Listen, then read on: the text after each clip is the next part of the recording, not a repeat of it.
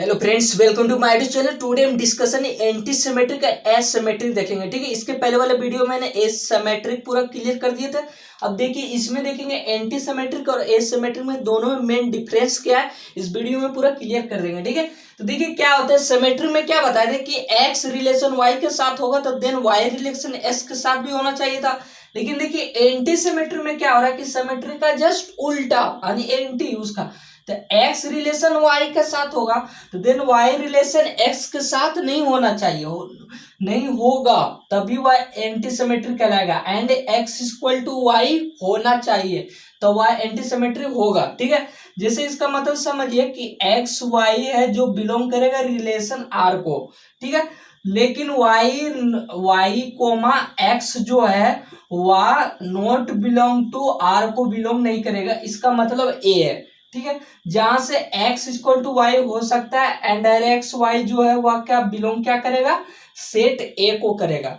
जैसे कि एग्जांपल से आपको पूरा क्लियर समझ में आ जाएगा कि मान लीजिए कोई सेट है 1 2 3 इस तरह से कोई सेट है। ठीक है, और ये कोई सेट लिए, अब यहाँ से सेट ए को लिए तो यहाँ से मान लीजिए कोई रिलेशन आर बनाए इस तरह से कि 1,2 है, 2,3 है एंड यहां से मान लेते हैं 1,3 है।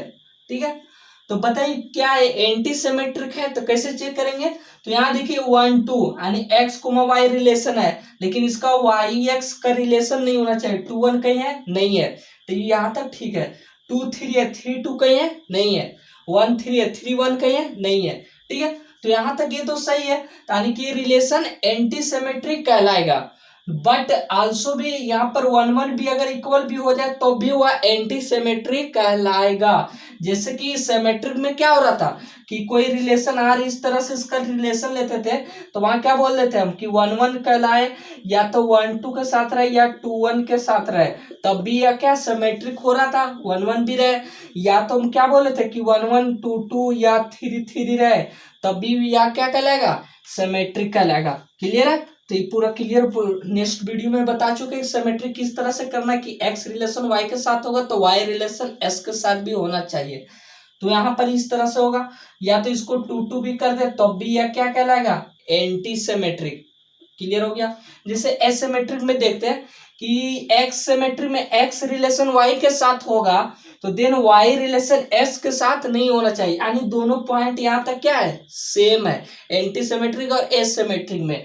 बट इसमें क्या कि x इक्वल टू वाई नहीं होना चाहिए, मतलब कि ये रिलेशन बोल देंगे तो ये रिलेशन क्या है, तो सिर्फ एंटी सिमेट्रिक है। ये क्या है, सिर्फ एंटी सिमेट्रिक है। अगर 2 2 को हटा दे तो ये क्या है, एसिमेट्रिक भी बन जाएगा, ऑब्वियस ही बनेगा। इसका भी एग्जांपल हम ले लेते हैं। मान लीजिए कोई सेट है, ठीक है, तो इस तरह से कोई सेट ले लेते हैं 2 3 4 ले लेते हैं। अब कोई रिलेशन आर इस तरह से बनाएगा कि 1,2 एंड 2,4 एंड यहाँ से 1,4। अब बताइए एसिमेट्रिक है, एसिमेट्रिक ओबियस है, क्योंकि यहाँ से देखिए एक्स रिलेशन वाई के साथ है तो वाई रिलेशन एस के साथ नहीं होना चाहिए, जो कि 2 1 कहीं पर नहीं है, 2 4 4 2 भी नहीं है, 1 4 4 1 भी नहीं है। और x इसको x no equal to y, x equal to y क्या कहीं पर है, मतलब एक्सेस नहीं है कहीं सेट, तो ये क्या है, एसिमेट्रिक है।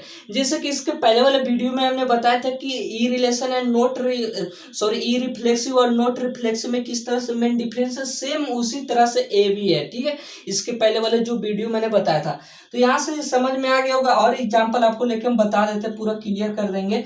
जैसे कि मान लीजिए कोई सेट और कोई ले लेते हैं कि ए बी सी ले लेते हैं, तो इस तरह से कोई रिलेशन बना दिया, मान लीजिए कि ए बना दे, बी बी बना दे, सी सी बना दे एंड ए बी बना दे एंड बी सी बना दे। बताइए कौन सा रिलेशन है, तो ए बी बी सी सी बोलेंगे तो यहाँ कौन सा रिलेशन है, तो अभी बहुत सारा हो जाएगा क्योंकि रिफ्लेक्सिव भी हो जाएगा।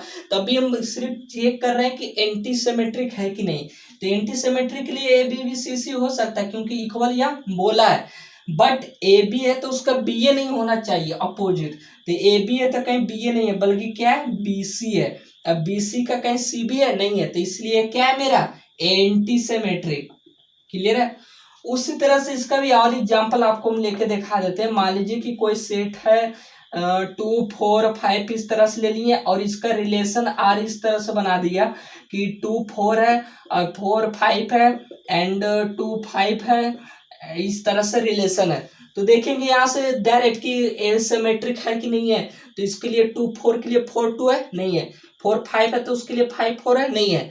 2 5 है, कहीं 5 2 पर नहीं है। इसलिए दोनों सम सारा क्या एग्जाम्पल है, एसिमेट्रिक। समझ में आ गया होगा कि देखिए मेन दोनों में डिफरेंस क्या है कि एंटी सिमेट्रिक में x इक्वल टू वाई होता है एंड एसिमेट्रिक में नो इक्वल टू। अब बाकी तो x रिलेशन y के साथ हो रहा था एंड y रिलेशन s के साथ नहीं होगा। दोनों तो सेमी कंडीशन दोनों में लग रहा था कि x और y के साथ रिलेशन होगा तो y और s के साथ रिलेशन नहीं होगा। तो मेन डिफरेंस यहाँ पर ये है कि x इक्वल टू वाई होगा और इसमें x no equal to y होगा। तो इस तरह से और एक एग्जांपल लेकर आपको पूरा क्लियर कर देते हैं। जैसे कि मान लीजिए कोई सेट दे दे, बार बार 1 से स्टार्ट कर रहे हैं, 2 3 4 5 से ले लेते हैं। तो इस तरह से कोई रिलेशन है कि यहाँ से आपको दे दे 2 3 है, 4 5 है, 3 4 है एंड यहाँ से आपको 2 5 दे दे।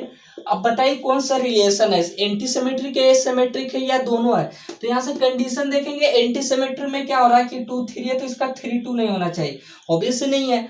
4 5 है, कहीं 4 5 4 है, नहीं है। 3 4 कहीं 4 3 है, नहीं है। 2 5 का 5 2 है, नहीं है। तो कहीं पर नहीं है, तो इसका मतलब यह कंडीशन सही है कि यह क्या है, मेरा एंटी सिमेट्रिक है, एंटी सिमेट्रिक।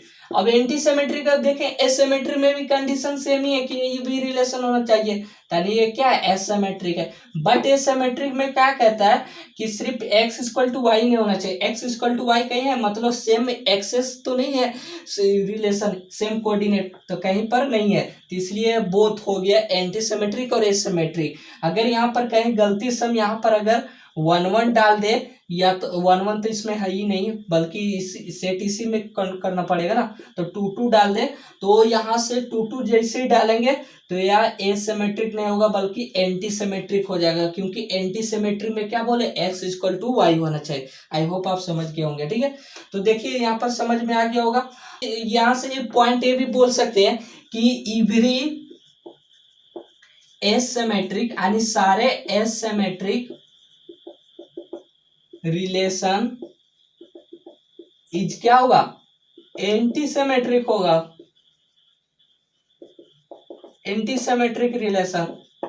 क्योंकि सारे इवरी एसिमेट्रिक रिलेशन क्या हो रहा है, एंटी सिमेट्रिक, क्योंकि x नो इक्वल टू इसका भी कंडीशन जो लग रहा है वही कंडीशन इसका भी लग रहा है, यानी दोनों का कंडीशन तो सेम है।